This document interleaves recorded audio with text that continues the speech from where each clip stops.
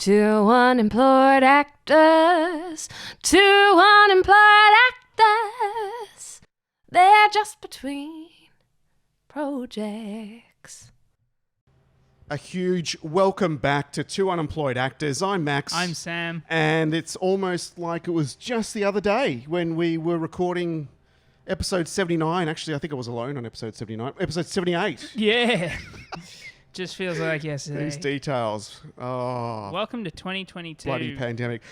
Fantastic news, though. We are back. I'm so excited. You should be. Super excited. We've got interviews lined up already with the next few episodes full of amazing insights and information that's going to help other up-and-coming actors, but certainly us. 100%. We know we need help.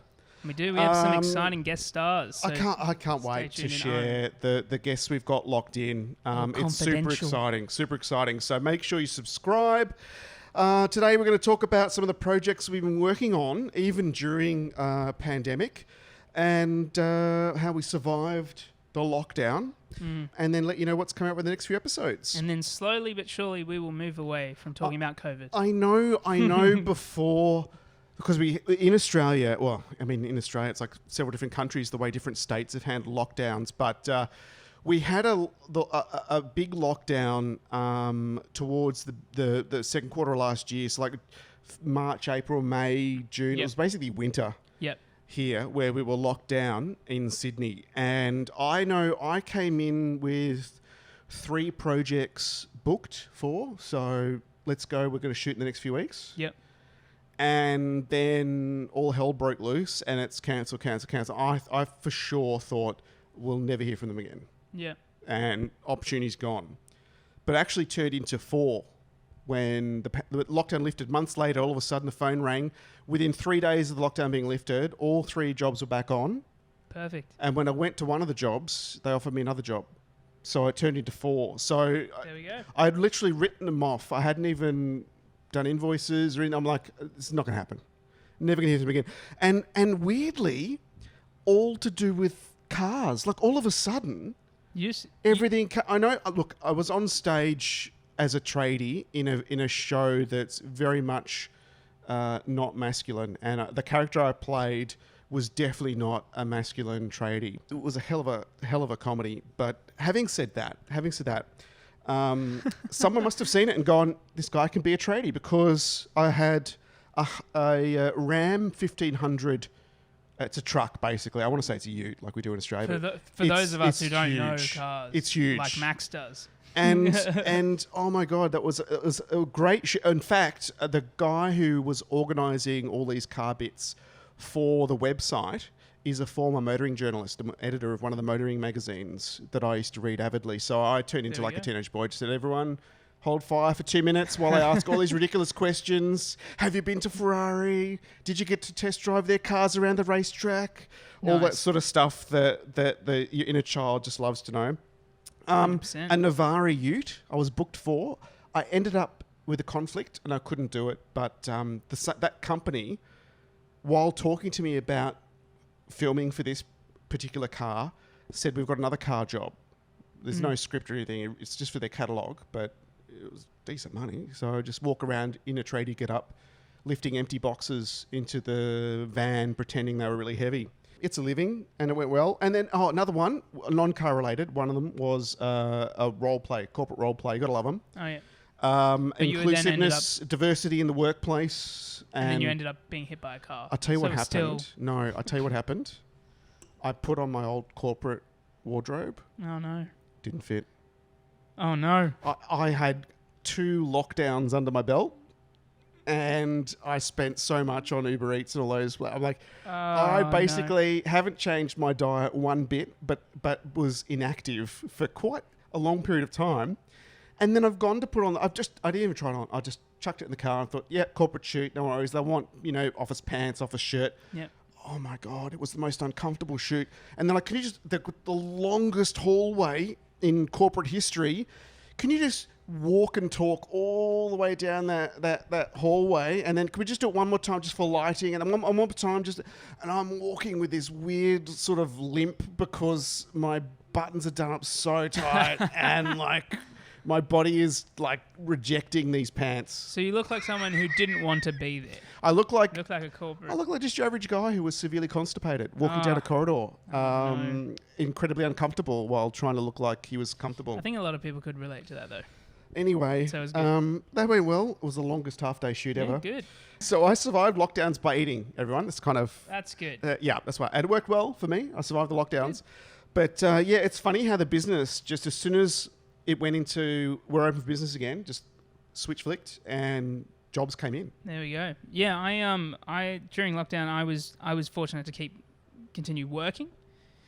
Just before lockdown, like I moved out and all that stuff, so that was good. There's nothing like signing up for additional expenses Oh yeah. just as you're heading into a lockdown. No, I loved it. It was great. Yeah, going, perfect. what the... But I auditioned for Legally Blonde, the Okay. musical. If you know me, you know that I am not actually a triple threat. I'm just a double threat. I can't dance for shiznit.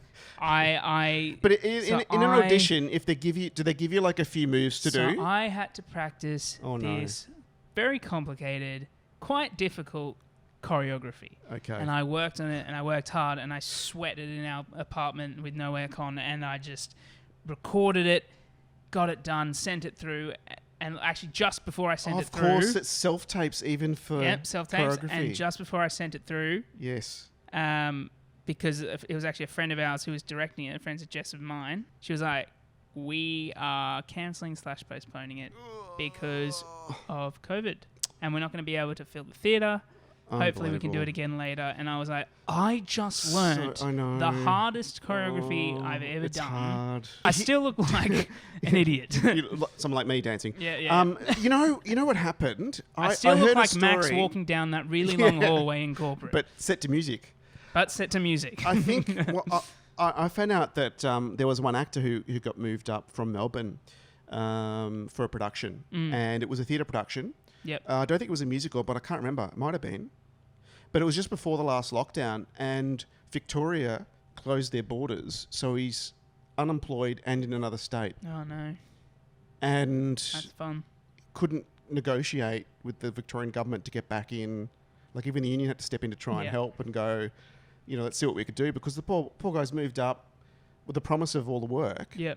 A couple of rehearsals in, and sorry, we're going to cancel the production. And then at the same time, for the reasons they're cancelling, because of the new virus outbreak in Victoria, boom, Victoria's like, we're going to put our borders up now.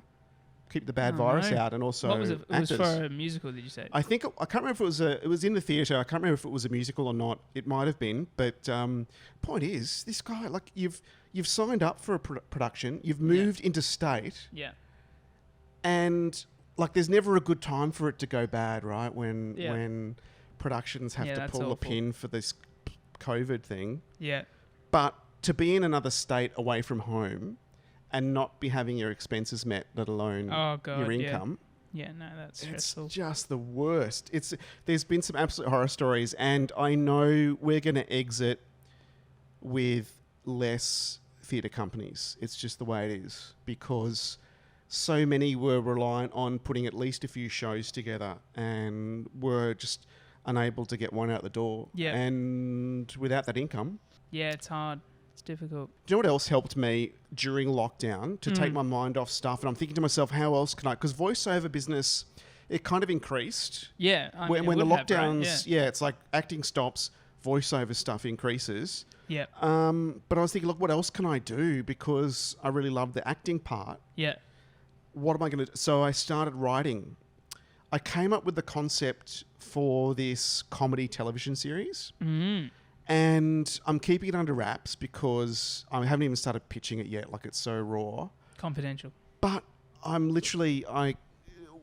Like, the last 2 weeks of lockdown, I spent nearly every day just hours in there just writing and getting stuff out. Like, That's time, good. I could walk out and go, oh my God, 4 hours just went by. And Keeping your mind you know what I mean? busy and creative, I guess. Exactly. And focused on the output, which is ultimately another way for me to get some more acting gigs. So I was super Put excited yourself for in that. the show. Exactly. Well, exactly. I mean, like most actors, do to your get own the stuff, work, you got to push your own stuff Yeah, 100%. to help get your own work opportunities. And I think for me, and we've talked a lot about how I've used all the industry resources whether it's my ACTA AFI industry accreditation, whether it's just the union even. Yep. And just as an example, there was one producer, Drina Finlay, who I heard on one of the union Zoom talks. Yeah.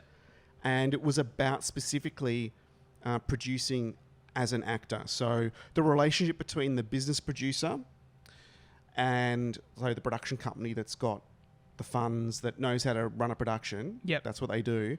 And the creative producer. So, the artist, you've got the IP, you've got the idea, but you need to marry it with a production company. Yeah, right.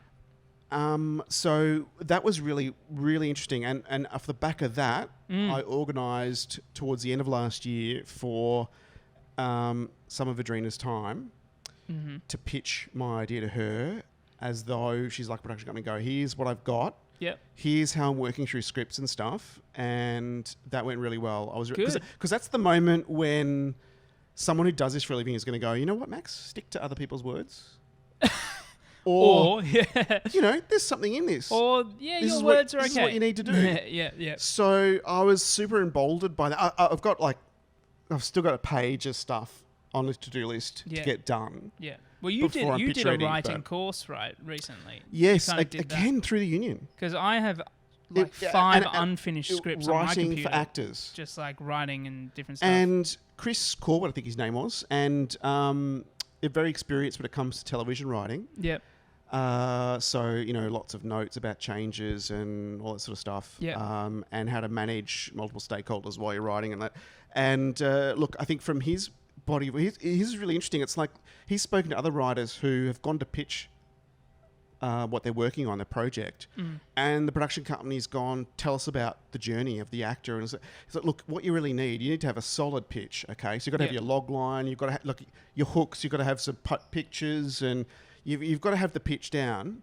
But to be pitch ready doesn't mean you've got all the episodes written. No. You need at least the pilot done to be able to show that you can write. And here it is. And he said he's spoken to someone who's pitched and they've had just the first episode.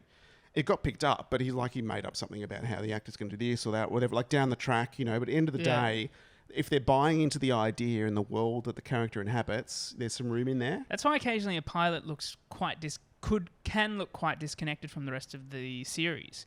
It can look like a totally different story, or it's a story within itself, because you need that hook at the end as a pitch. Some people make the pilot and pitch the actual finished, done episode, and then either they do reshoots to make it better quality, or they keep that. And another way is like a short film.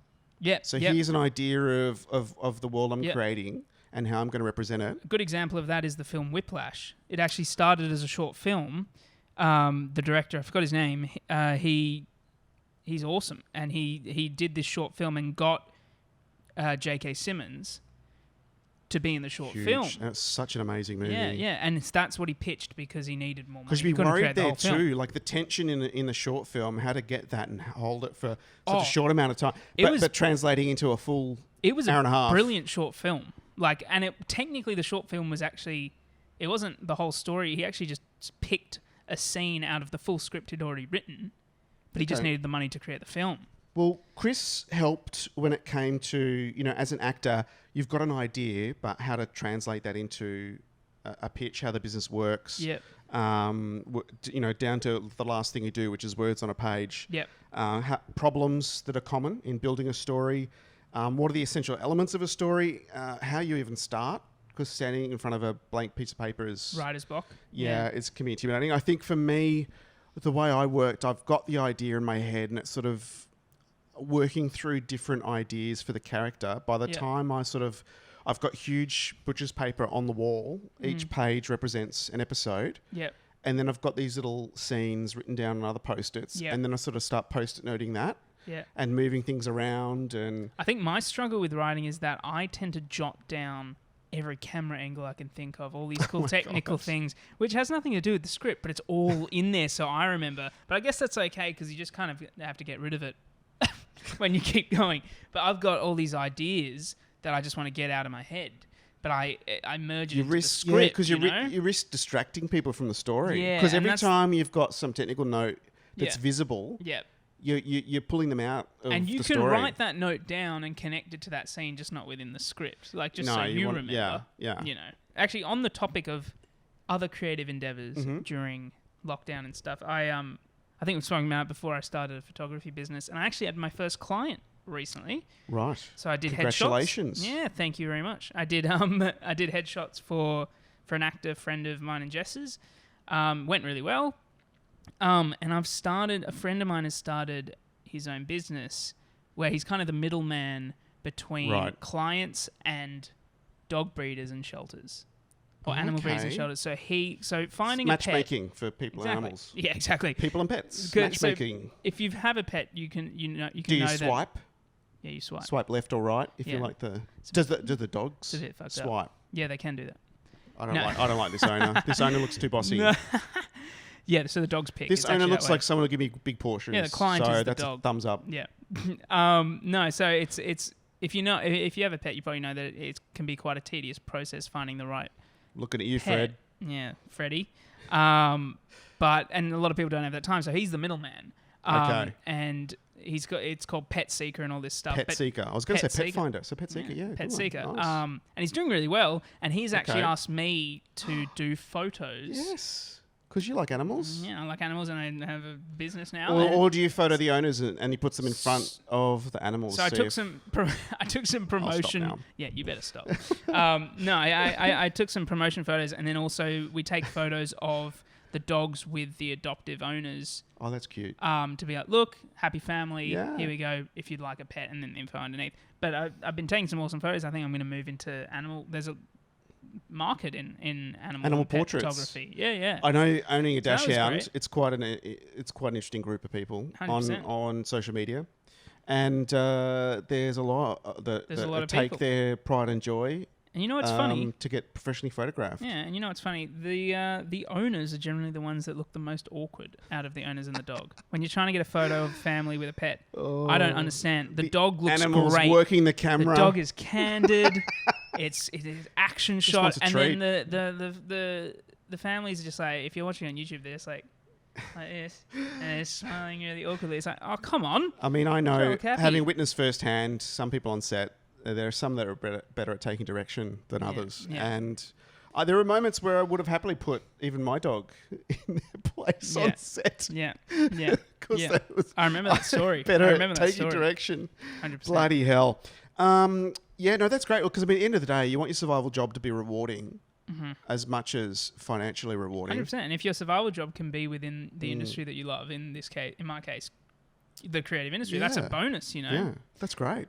But Okay, so people and pets.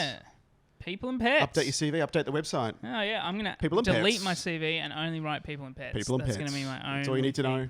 I think it's the way to go. To be There's a honest. bit more you need to know, but No, that's all you need to know. People get that. oh dear. I got offered. I'll tell you a job I got offered, and I didn't end up taking. Home and away. You've done Home and Away before. Correct, several times. right. So the last time I was on Home and Away was January 2020, or was it 2019? No, 2020. And it was 2020. It was as a lifesaver. That's right, Lifeguard Jack. Lifeguard Jack. And I kept asking if they wanted me to run in slow motion and all this extra stuff. No. And your boobs bounce. But up I and did. down I and had stuff. to run into the fire and put it out with the last few seconds of the fire extinguisher. And unfortunately, the wind did change direction during one take, and I nearly lost my eyebrows. But that's okay. Oh shit. That's all right. I mean, damn. How big do you want the flames? Not that Oh, big. God. Not that big. Yeah, So anyway, safety. so my agent calls me and says, Maxie, they want you to play a debt collector because you know how big and intimidating I am. Clearly. And so I'm like, Clearly. sure thing. And we got to the stage where we're to-ing and froing about how I actually go about getting a COVID test to allow me to then work on set. And in that period of time, Yep. someone's connected the dots at production HQ and gone, whoa, it's too close to Debt Collector Max is too close to Lifeguard Jack, so have to put the Oh nope, no. can't do it. Yeah. I mean, That'd on the be one weird. hand, He's got a new job. on the one hand, I'm disappointed because it'd be great to work with him again. I had so much fun, and but on the other hand, you know, one of the biggest casting agencies cast for Home and Away and for Away. network Yeah. television here in Australia, and to have them just reach out to my agent and go, "Can Max do this?" Yeah. Rather than have me audition and everything like that. I'm stoked. Yeah. The production team wants to work with me again. Yeah. So I just said to my agent, I remember the last bit of communication was like, "See, they just want to make me a series regular." Oh, of course. Just ask They're for the just contract. slowly getting there. They're playing hard to get. That's what it is. Very, very hard to get. They're Yeah. playing it very, very well. Very, very well. So on the one hand, I'm bummed, but on the other hand, I'm like, it's pretty It's cool. an honour, yeah. That they're reaching out just to say, "Hey, can you do this?" 100%. So Well, a that's similar pretty thing happened to me with my agent reached out to me and said, "You have been recommended Ooh. by a casting agent, Chicken and Chips, who I know very well, Yes. recommended to a director for this role, and he's said yes." So I didn't have to audition for that, and That's I got great. it. It was for a new TV series called Founder. Okay.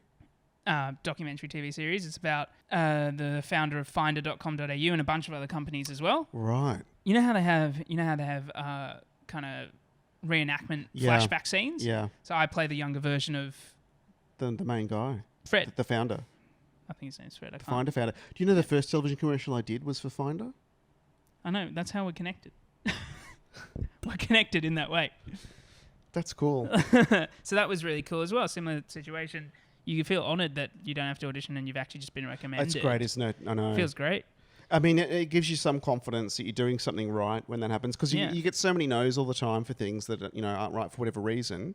It's great to know that they're actually acknowledging the work you're doing. Yeah, and it's even nice in to get amongst that all of little that. something here now and then because you get so many no's. Yeah, absolutely, So- absolutely. Unless you're Max. Unless you you're don't me. get any no's. No, it's just You're all just- about you're how much working money. so- How much money does Max want? Let's have him tomorrow. Too much. Too much.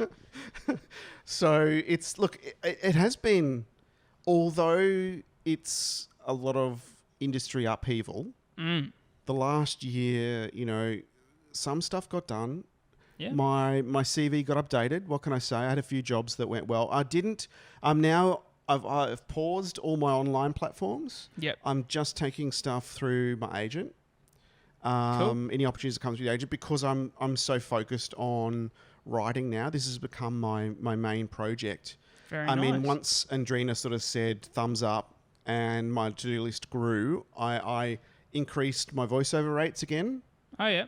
And I said no to all the online platforms, and it's just for the agent now so that I can sort of focus more on writing this and getting it pitch ready over the next couple of weeks or so. Yeah, right. It's the business end where all the ideas are great, but what does a script look like? And I'm working with a location to get permission to film. Yep. So I'll be able to turn up and say, "Here's the world. Here's what it's all about. Here's the story." Here's You're already doing that. yeah, aren't you? Oh, very cool. and by the way, we've got permission to film there. So which takes a big headache out from it, especially when it's the first production of the series, the pilot. Yeah. You don't have to create this whole world in a Yeah. studio. Saves money, and believe it or not, that can be another factor that helps get things off the ground. Yeah. And even at some of the afters TV talks where seasoned network production gurus, the producers for the networks, Yeah. would say sometimes there are moments when someone comes into the office and they just land the idea like it's great, Yeah. but they haven't made anything in the past. There's no track record of them actually delivering the product. Yeah, right.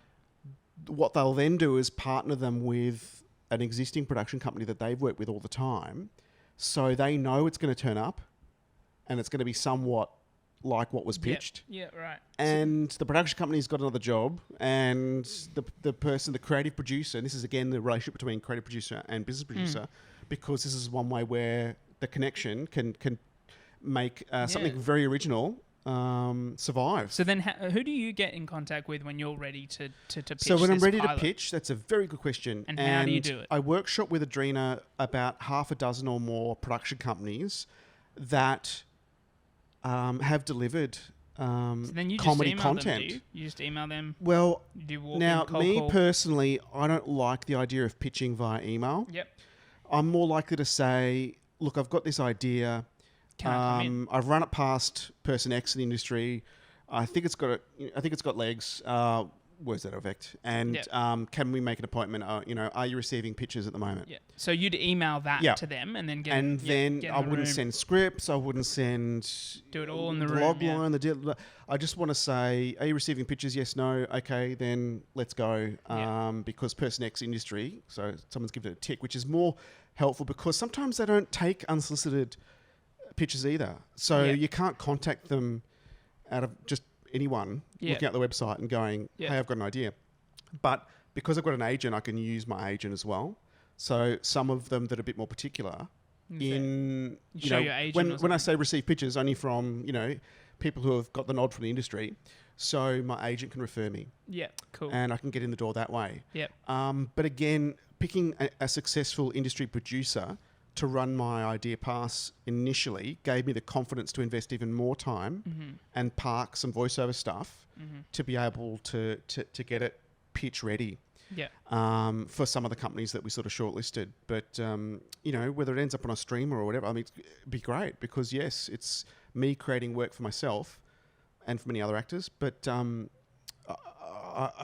you've got a really good script for a play you're in, and you know how you've got to live with that script for so long. Yep. And you've got to work at making it fresh every time you're performing it. Yep. That's kind of how I feel at the moment in amongst. But you're writing it. Yeah, but I'm writing it. So I still want to. I'm still motivated to get back in the room and write more. Yeah, 100%. Which is a test that I'm enjoying the experience and I'm going to have fun continuing it, and seeing it through. Right. Cool. But it's just great to get the nod from industry to go, yeah, I see what you're doing. Have that under your belt. Yep. 100%. Apart from that, I've got a cousin who taught creative writing at Australian National University for a while. And he sent me a book because we were talking about it during the first lockdown when I was catching up with friends and family via Zoom. We'd have these little Zoom parties. Yep. And we got on at one stage and we were having a chat because he talked about how normally he'd write the play and be there in the room throughout the journey. So right to opening night. Yep.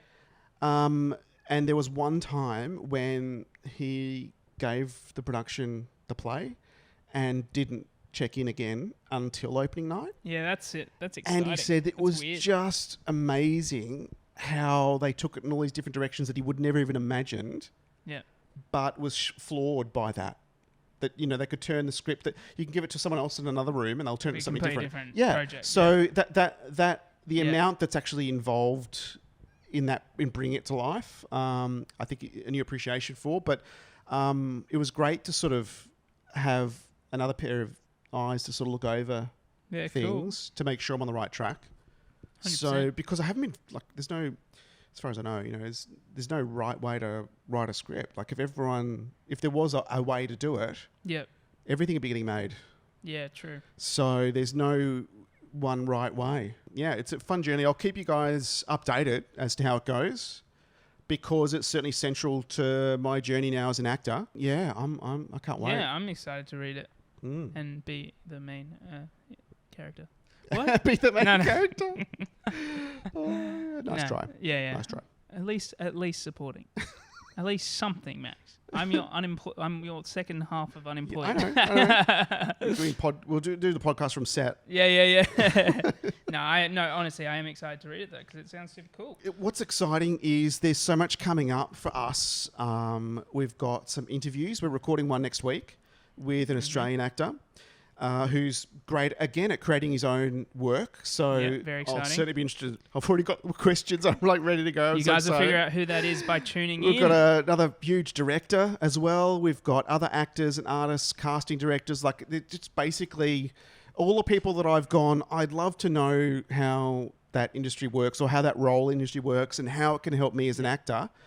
We're getting them. Get excited. It's great. Oh, I'm so excited. So make sure you like and subscribe so you don't miss a second of this year's journey because it's going to be huge.